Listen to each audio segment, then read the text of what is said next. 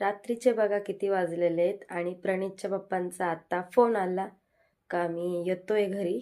अगोदर ते जाताना बोलले होते का मी जेवायला येणार नाहीये, तुम्ही जेवण करा आणि झोपून घ्या.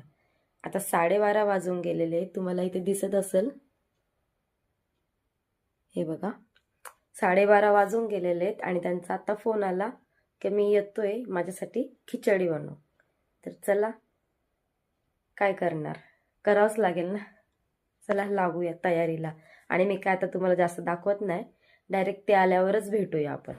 डायरेक्ट प्रणीतचे पप्पा येईल तेव्हा भेटू असं मी म्हटले, पण मला काय राहावलंच नाही.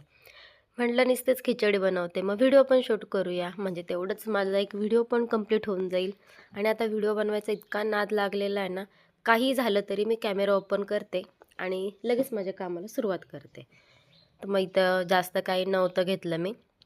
आणि आता एवढ्या रात्री फोन केलेला आहे, चिडचिड पण होत होती, राग पण येत होता. एक तर तब्येत बरी नाही, सर्दी खोकला, डोकं पण खूप जास्त दुखत होतं. पण त्यांना उपाशी तर नाही ना झोपून देऊ शकत, त्याच्यासाठी बनवावंच लागणार आहे. तर मस्त ते कुकरमध्ये तेल गरम करून घेतलं, जिरे मोहरी लसणाची फोडणी दिली, कांदा टमाटर थोड्याशा हिरव्या मिरच्या कोथिंबीर टाकून छान असं परतून घेतलं आणि काही मसाले वगैरे टाकले.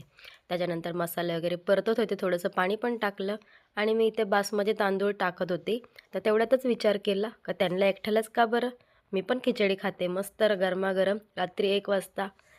तर तांदूळ माझ्यासाठी पण एक्स्ट्रा टाकले मी त्याच्यामध्ये आणि मुगाची डाळ घातली.